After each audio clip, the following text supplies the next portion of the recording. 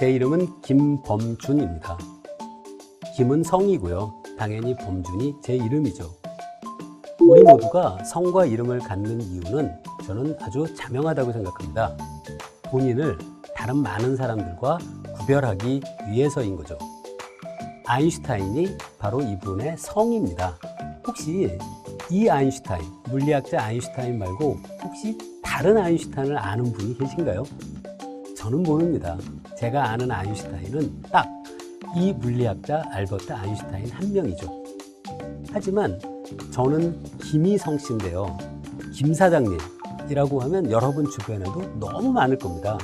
즉, 우리나라의 성씨 김은 아주 흔하고요.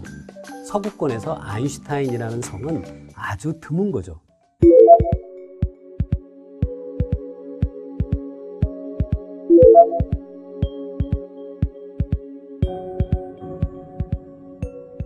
자, 저는 많은 인구 집단들을 규모에 따라서 구별한 다음에 주어진 인구 집단 안에서 성씨의 개수가 몇 개가 발견되는지를 모아서 이와 같이 그래프를 그려본 적이 있습니다. 여기서 눈여겨보실 것이 그래프의 가로축이 100, 1000, 만, 10만처럼 10배씩 늘어나는 방법으로 그려져 있다는 겁니다. 즉, 이 그림에서 여러분이 금방 보실 수 있는 것은 우리나라에선 인구 집단의 규모가 늘어나도 그 안에서 발견되는 서로 다른 성씨의 숫자는 아주 느리게 늘어난다라는 것을 볼 수 있는 거죠. 저는 이와 같은 그래프 위에 제가 참석한 다른 외국 학회에서의 데이터를 이 그래프 위에도 그려봤습니다. 그곳은 150명 정도가 참석한 학회였는데요. 거기에선 서로 다른 성씨가 거의 사람 숫자하고 비슷한 숫자가 발견됐습니다. 그래서 저는 100명 정도 모여있는 그 집단에서 성씨가 몇 개가 발견되는지만 보더라도 제 앞에서 제 강연을 듣는 분들이 우리나라 사람들인지 아니면 외국인지도 알 수 있습니다. 우리나라가 바로 전 세계에서 성씨의 분포에서 아주 특별한 나라이기 때문인 거죠. 우리나라와 다른 모든 다른 나라들은 대부분 특징적으로 다른 결과를 보여줍니다. 일본에서 제가 말씀드린 것과 똑같은 방법으로 그림을 그려본다면 우리나라와는 함수의 모양 자체가 아주 다른 그런 결과를 얻게 됩니다. 즉, 일본에선 성씨의 숫자가 인구 집단이 규모가 늘어날수록 상당히 빠르게 늘어난다는 거죠. 우리나라는 수학자들은 로그 함수라고 부르는 함수 꼴인데요. 우리나라에서의 성씨의 숫자는 인구 집단의 규모에 대해서 로그 함수를 따라 아주 천천히 늘어납니다. 과연 우리나라의 과거에는 성씨 분포가 어땠을까요? 저는 이 질문에 대한 답을 할 수 있는 그런 자료가 우리나라에 이미 존재한다는 것을 알게 됐습니다. 바로 많은 집안에서 가지고 있는 족보 자료입니다. 자, 한 집안의 족보를 보면 당연히 그 족보에 기재된 남자분들은 다 똑같은 성씨를 가질 겁니다. 하지만 과거 족보를 유심히 보시면 그 족보에는 그 집안의 시집온 며느리들의 성씨와 본관, 그리고 많은 경우엔 며느리의 생년까지도 기재되어 있는 그런 자료들이 많이 있습니다. 제가 전산화된 족보를 10개를 자료로 가지고 있는데요.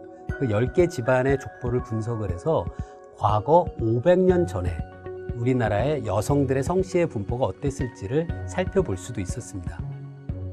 자, 저는 이 연구를 하기 전에는 우리나라의 현재의 성씨 분포가 조선 후기 성씨 그리고 신분에 대한 이동이 상당히 활발했던 그때 영향으로 만들어진 것이 아닐까라는 생각을 해봤었는데요.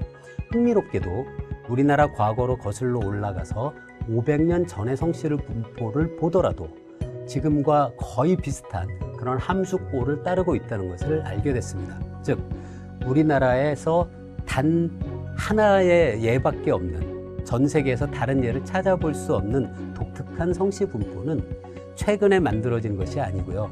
과거 최소한 500년 전에도 지금과 같은 그런 성씨 분포를 가지고 있었다는 결과를 얻을 수 있었습니다. 자, 성씨는 유행을 타지 않습니다. 아버지의 성씨를 아이들이 물려받기 때문인 거죠. 하지만 이름은 유행을 탑니다. 과거 1940년대 초반쯤에 자자로 끝나는 일본식 여자 이름이 상당히 유행한 적이 있었습니다.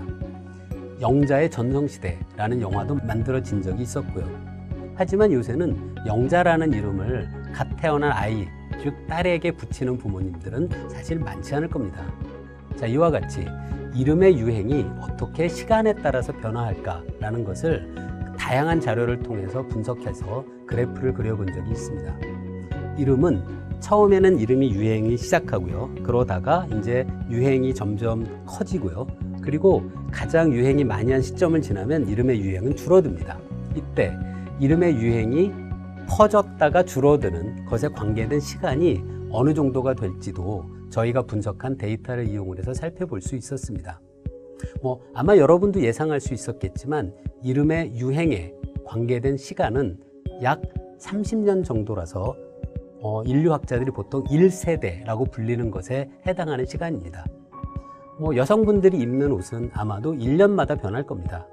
이름도 유행을 타지만 이름의 유행은 1년이 아닌 한 세대인 30년 정도의 시간을 가지고 변합니다.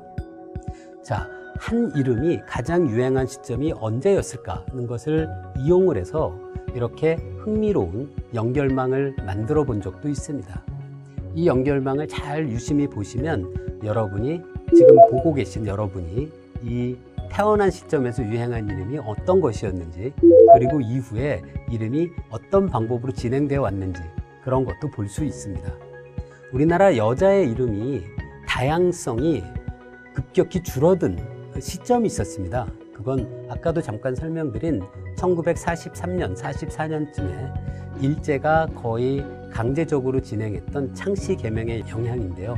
당시에 여자의 이름을 일본식 이름으로 바꾸는 그런 어떤 강제된 그런 영향에 의해서 여자의 이름의 다양성이 급격히 줄어드는 그런 것을 볼 수가 있습니다. 해방 이후, 우리나라가 독립한 이후에는 여자의 이름이 다양성을 다시 회복하게 되는 그런 것도 볼 수 있었습니다. 자, 이와 같이 여성들의 이름은 유행을 탑니다. 그리고 그 유행에 관계된 시간은 30년 정도라서 한 세대 정도에 해당하는 거죠. 여성들의 이름이 유행을 타는 이유도 어렵지 않게 생각해 볼 수 있습니다. 우리 모두는 다른 사람과 다르기를 원합니다. 하지만 너무 다르기는 싫어하는 거죠. 그래서 사람들의 이름이 다양한 이름 중에 어떤 독특하지만 어떤 예쁘게 들리는 이름이 만들어지기 시작을 하면 그 이름은 점점 퍼집니다. 하지만 주변에 그 예쁜 이름을 쓰는 사람이 너무 많아지면 이제 이름의 유행은 줄어들기 시작하는 거죠. 저는 이와 같은 패턴이 이름뿐 아니라 우리가 사는 사회에서 상당히 넓은 그런 예를 찾을 수 있다고 생각합니다. 여러분들이 입고 입는 옷도 마찬가지고요. 여러분이 읽는 책, 여러분이 듣는 음악도 모두 이와 같이 유행을 따르는 전형적인 패턴을 보여주게 됩니다.